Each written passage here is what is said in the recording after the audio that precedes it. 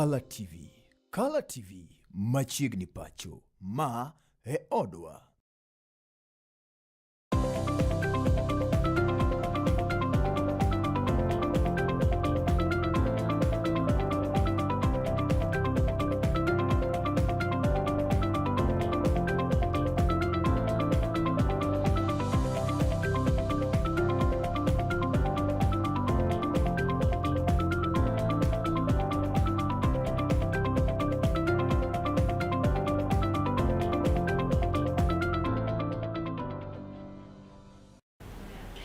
Nasingonika omolo kanyo sadek tao abiro duogo kae kod weche manyien mago mag ng'end wechego mowuok achiel kachiel mesawa mano mar kawo weche manyien mokwongo kawo thuond wechego.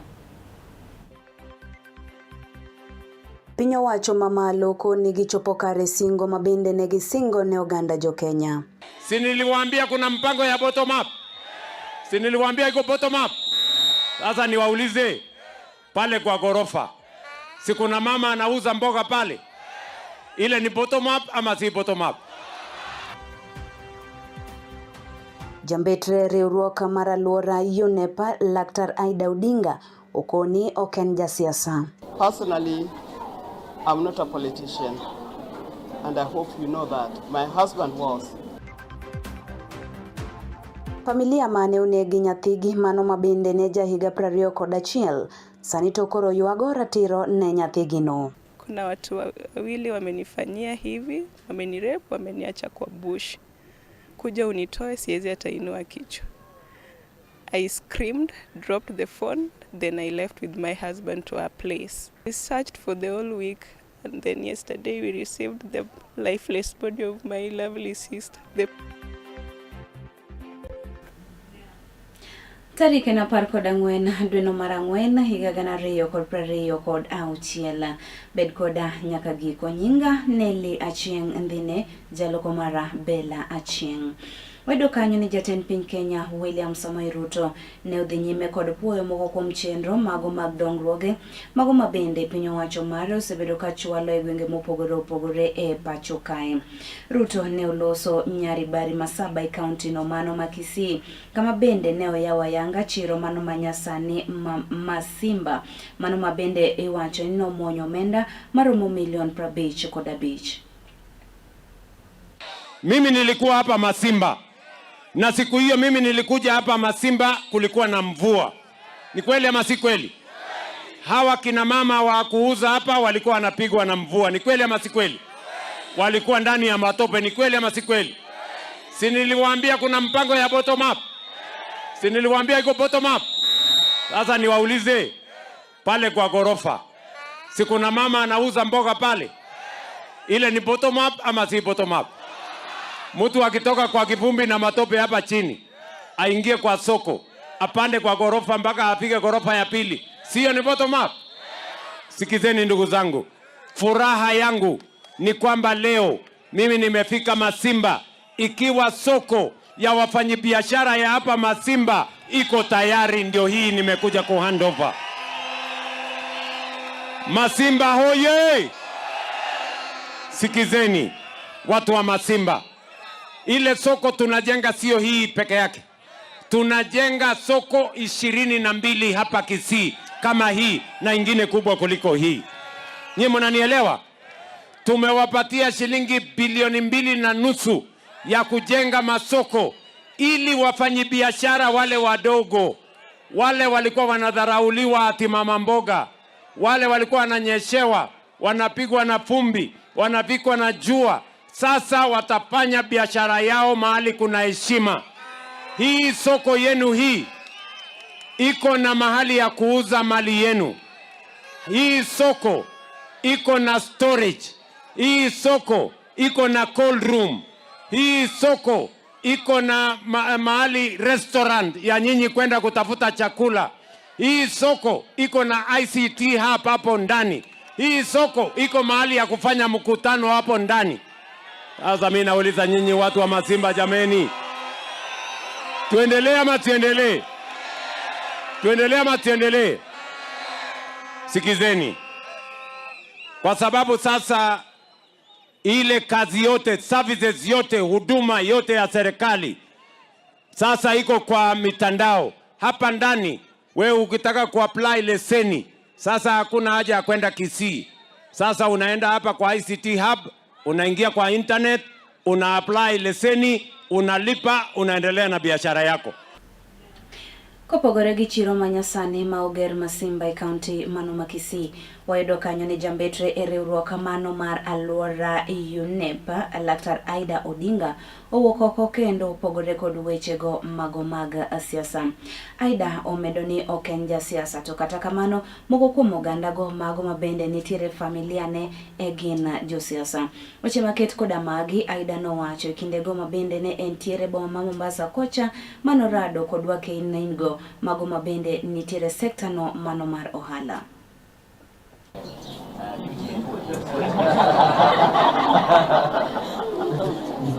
Well, just as you said that I've been silent for some times. Of course, when I lost my husband, Honorable Raila Odinga, I was still in the state of mourning, and that was very important to me, and therefore I was not able to come out and participate in political arrangements that you're talking about. Personally, I'm not a politician, and I hope you know that. My husband was, my daughter is, my brother-in-law is, people around me are, but I'm an industrialist. I'm not a politician.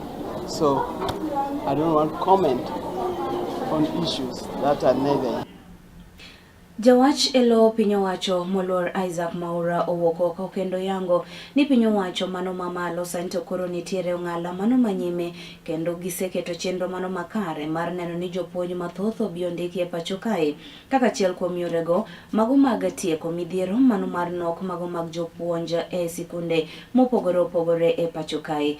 Isaac Mwaura wacho ni gichano ndiko jopuonj mago manyien mabende ohingo 10,000 duto te.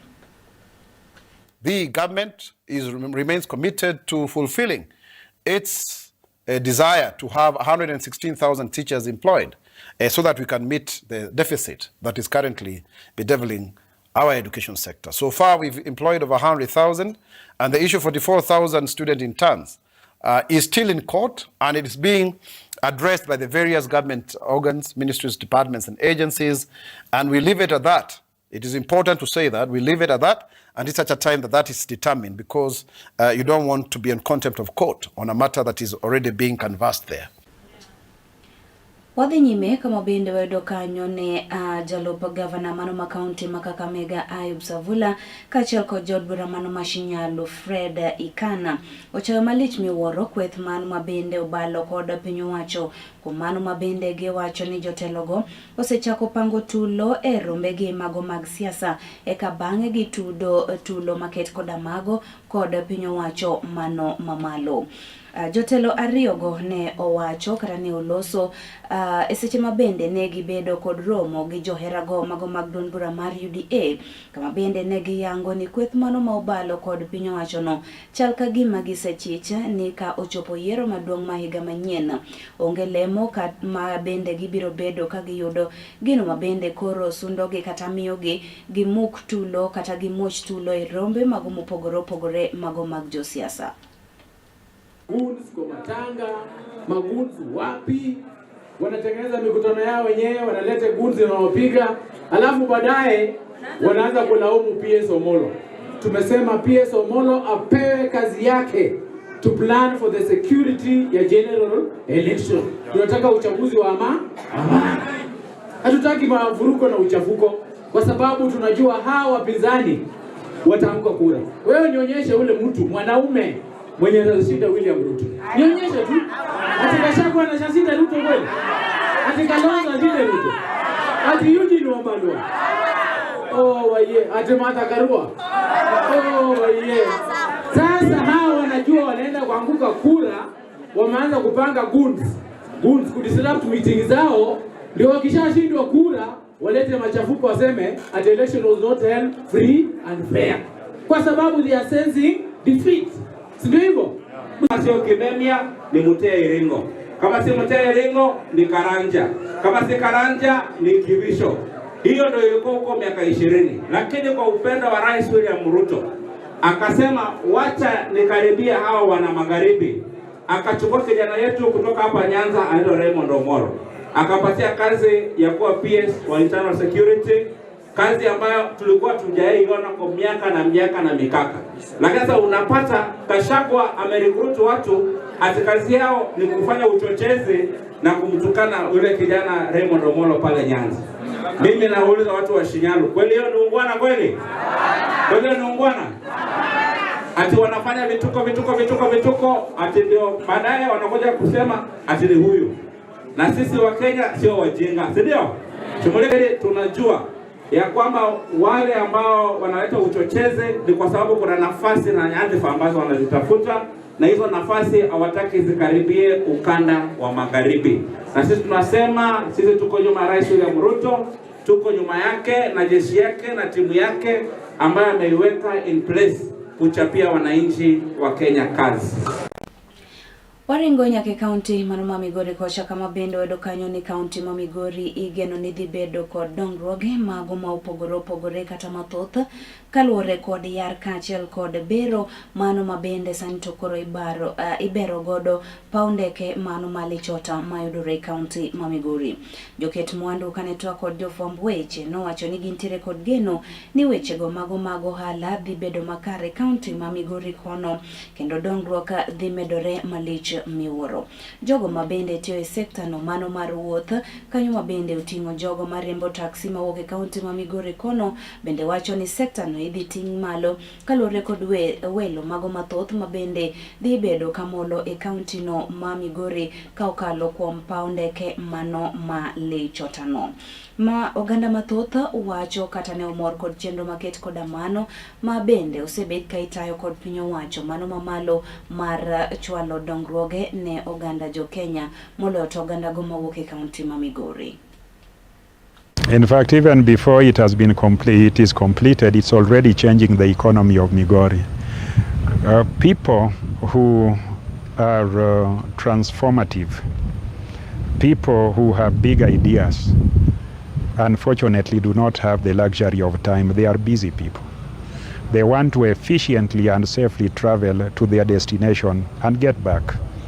Any county without a functional airport or a functional airstrip has a limitation in terms of access by people who are busy.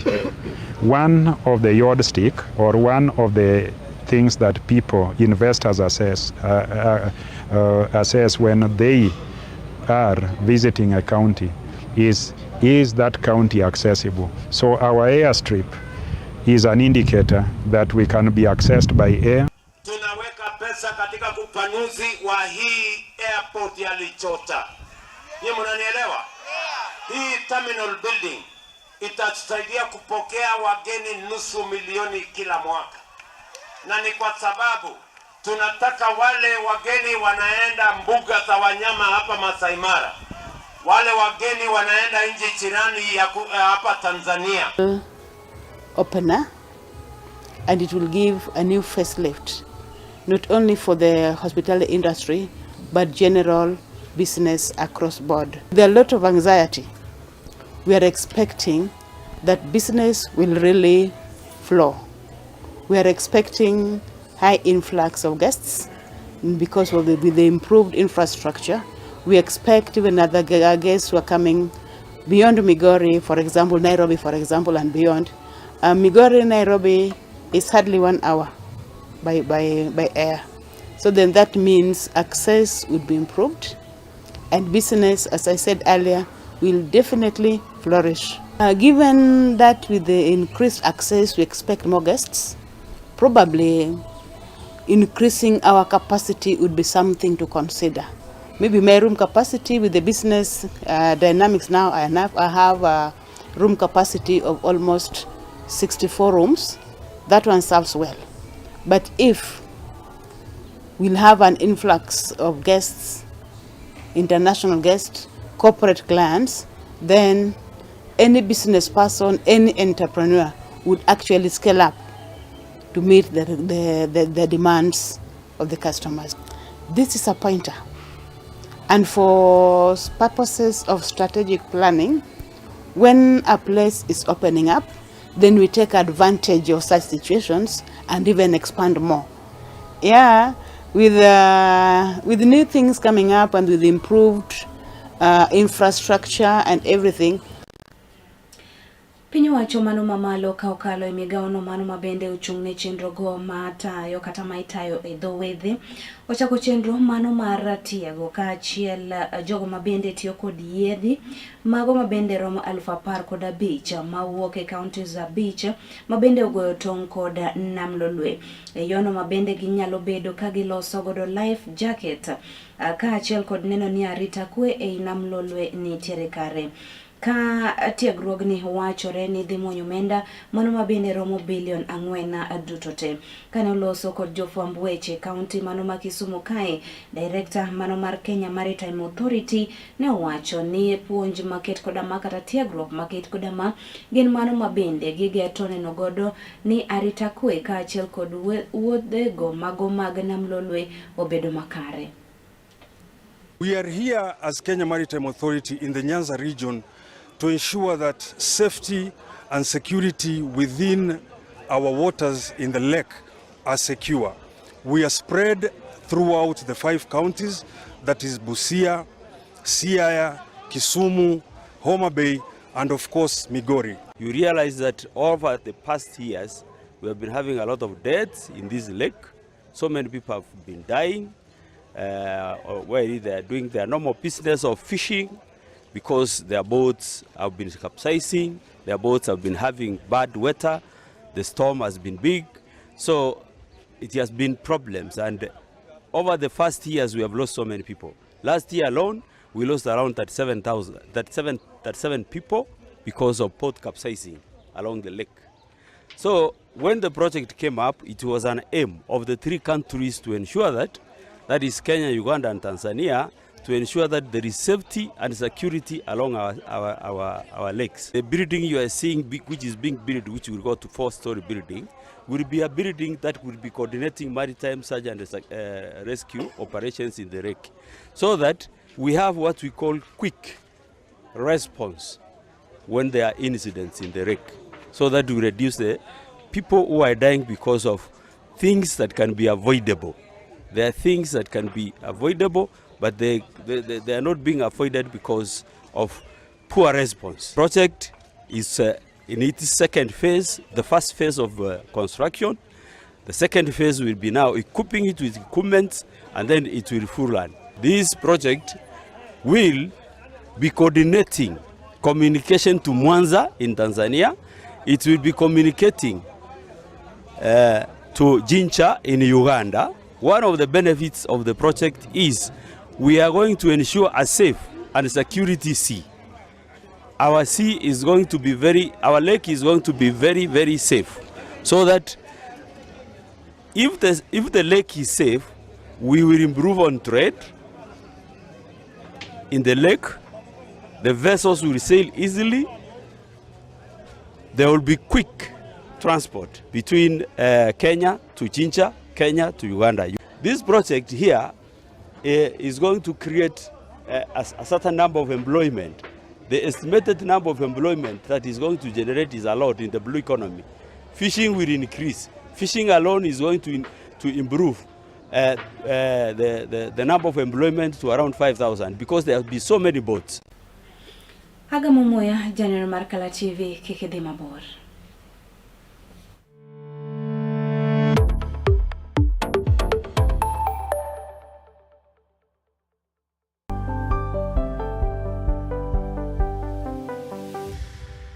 Piny koro tauru gi mare, emomiyo Color TV chako odiochiengi kod sulwe mokinyi. Kabende sulwe mokinyi menyo odiochiengi juma mangima. Kawachako kod weche manyien matuche kendo miyo ing'eyo gik matimore e tung piny koni kod kocha. Kabende warango kaka odiochiengi biro bedo e futo mar yamo e kor lwasi, nondo mar oboke, chal mar apeyni e kind mamoko mathoth. Bang'e to iyudo twak manimba. kod jolony ma opogore opogore kanyakla kod kithor mar weche gweko ma opogore opogore. Wechego mag siasa, twak e weche ngima, somo, ohala e kind mamoko. Ema omiyo wuok tich nyaka tich abich. Itudori kod an Justus Adoyo kaachiel koda ka an Brenda Agenyo saa 12 okinyi nyaka saa 4 onyango mana e Kala TV. Kala TV machiegni pacho ma e odwa.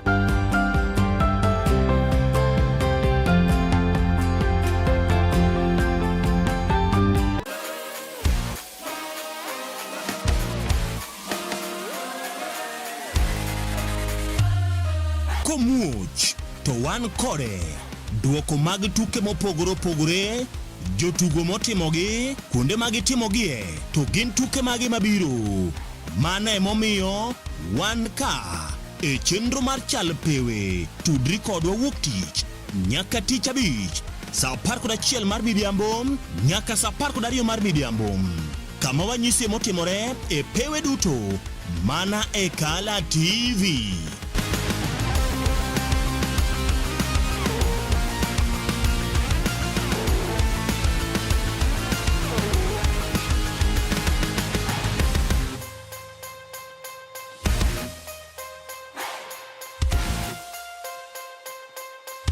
Be in jalno mamanyo gige gedo motegno, mabeyo, mabudho, kendo ma opodhi? Chom mana Gomikos Company Limited man kod mwandu mag gedo kama oting'o renge kaka Crown, Basco, Duracot kod Sadolin. Bende wan kod renge mag exterior kod interior makoth ok kethi, roof coatings kod wood finishes. Wanyalo kelo ni simiti modhuro kata mathoth ka idwaro. Masonry, reinforcement materials gi professional project support and consultancy. Wayudore opposite Regnal Petrol Nyamasaria, machiegni kod County Concrete. Tudri kodwa e namba simu magin 07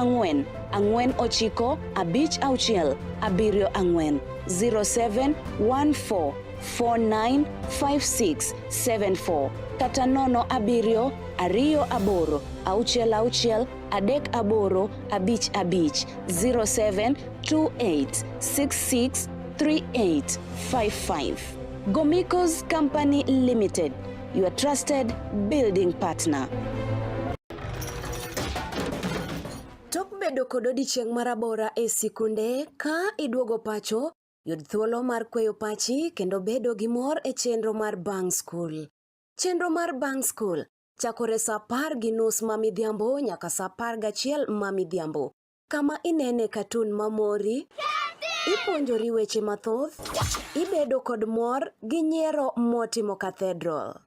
Kik bai, Bang School, chenro manigi mor lilo ne nyithindo duto. Kala TV, machiegni pacho ma e odwa.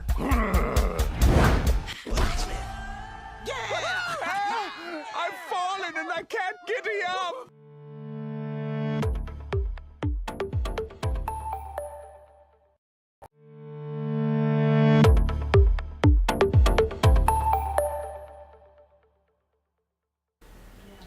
Machiegni kendo wadhi nyime yudo weche manyien. Wayudo kanyo ni familia mano mar japuonjre mane somo e mbalariany mano mar Riat, Rosa Pondi ma jaiga 21 sani to koro yuago ratich gi bang' ka bende ne onegi nyathigi no. Kalure kod nyamin gi Dorina Chieng' mosenindo ne ochako yudo buoka mano mar ngimane ka nek mano mar nyamin gino osekelo negi lala mano maduong'.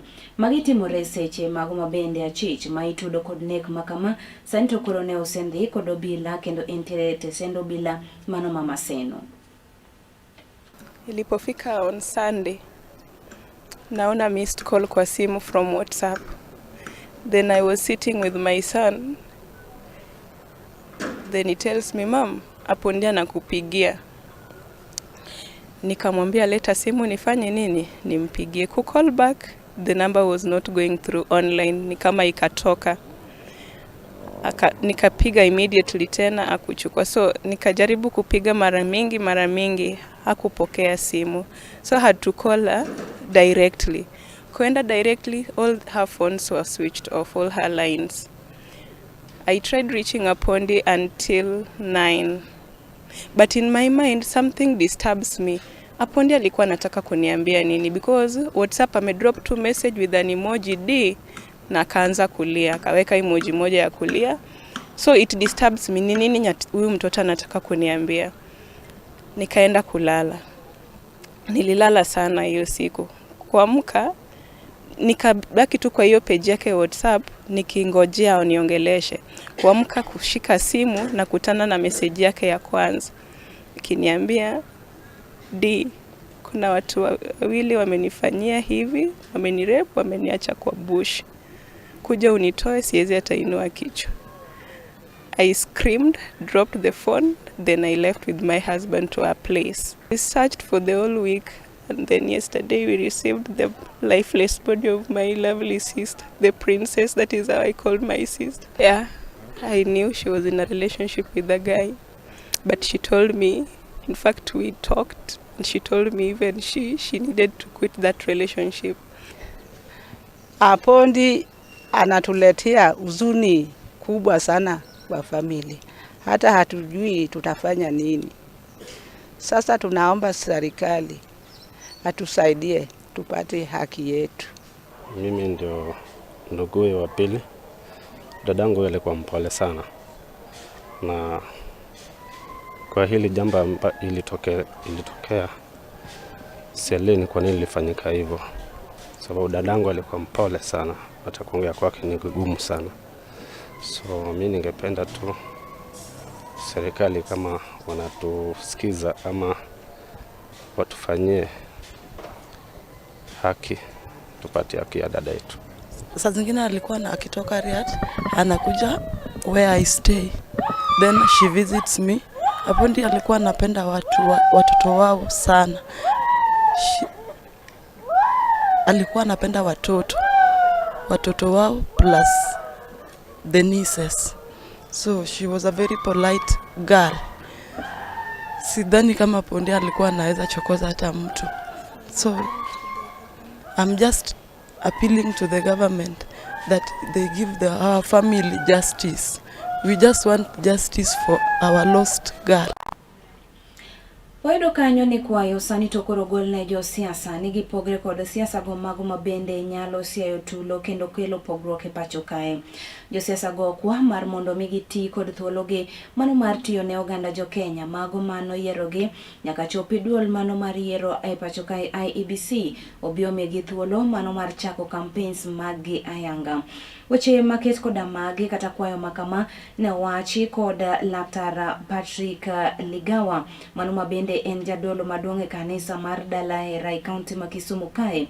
Kabende ne otiyo kod thuolo makamano mano mar jiwo jonyuol mondo mi ochiw arita mano makare ne nyithindo mantiere pacho ka giyweyo e rusa. Liet mar siasa onego dog piny. To joma duoko liet mar siasa piny gin jo siasa wegi. To ka ja siasa ni malo ahinya to liet mar siasa noero biro bwogo chuny ji. Kata mana gik miwacho ni ji okaw kura, ji ok bi chomo kura tir ka gidhi kawo nikech siasa ni malo, to en ayany, en dondruok, to en lwerruok. Kata mana wanie kindwa kaka jonagi mane Nyanza ka. Ok onego walwerre to wagweyore e kind ji nikech wadwaro gimoro mbele kucha. Momiyo akwayo kaka duond kanisa ma CCA ni liet mar siasa onego dog piny. Kata kwa wache to wawache yo makonyo ji, ok wawache mar sigu gi wang' teko gayany kod dondruok moko maonge tiendgi kod atachgi. Ni sama nyithindo wan go e dala makoro gini e yweyo, janyuol ka janyuol mondo tem ariyo ng'e ni to nyathine wuotho nadi, moloyo nyithindo matindo nyaka teenagers mawuotho ka gi ka, gine ma ginyalo tuomre gi wach moro mane ok ong'e ni nyalo biro e ngimane. Samoro nyathi owuok to ogame gi jasiasa, odhi otimone gimoro kothuwe, to joma siro jasiasa cha nyalo luwe mihinye kata nege. Koro wan jonyuol wabe wan kod ting' mar rito nyithindwa. Watem atema, nyithindo to rito tek, lakini watem mondo wane ni odog gin kanye, odhi kama nadi, kata kodhi limo wat, to en wat mane. Weche magoma moko en ni chanjo ne tuo mar jamni ne tuo mano mar athany kaachiel kod tuo mar aput saento koro osechakore kaunti mano ma Siaya. Migawo mano mabende ochung' ne jamni okwayo jopith mar mondo mi one ni jamni duto te ochanji kane giloso sach nyasi mano mar chanjo jamni e Majengo Primary. Ne gikoni maino mar chiwo chanjo makamane jamni en mano mar neno ni ngima jamni go riti kendo jopith bende obio yudo chiro mano mowinjore e yono makare.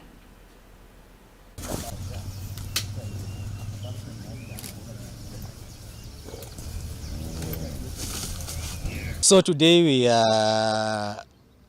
what we had been doing under this program, we have farmers bringing in their animals for vaccination against foot and mouth disease.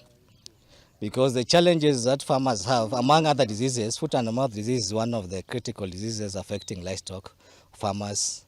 And also in terms of cost, it also makes the cost of livestock production high. So this program targets vaccination against foot and mouth disease. The government subsidizes the cost of the vaccination. Farmers are supposed to pay 50 shillings and the government, through the county government and also NAFCDP, pays 110 shillings for the farmer. So in total, the cost of vaccination is 160, but the farmer only pays 50 shillings. So far, we have managed in Bondo to vaccinate over 5,000 animals, but our expectation is supposed to be 10,000. So we are still expecting to do much in terms of vaccination so that we have a good coverage of foot and mouth disease vaccination. Dr. Otieno Wino, the County Director in charge of livestock production and veterinary services. The main reason is try to control or eliminate foot and mouth disease in this country. Not only our county, but this vaccination is happening all over Kenya. We hope if we can vaccinate 70% of the animals, we will be able to contain this disease. Kanyo imadikela giko mano mar weche manyien mag ng'endo weche janeno mar Kala TV. Erokamano kuom kawo thuolo mari kendo rango weche maket koda magi. Bedo kod otieno majaber nyinga Nelly Achieng' Ndhine jaloko mara Bella Achieng'.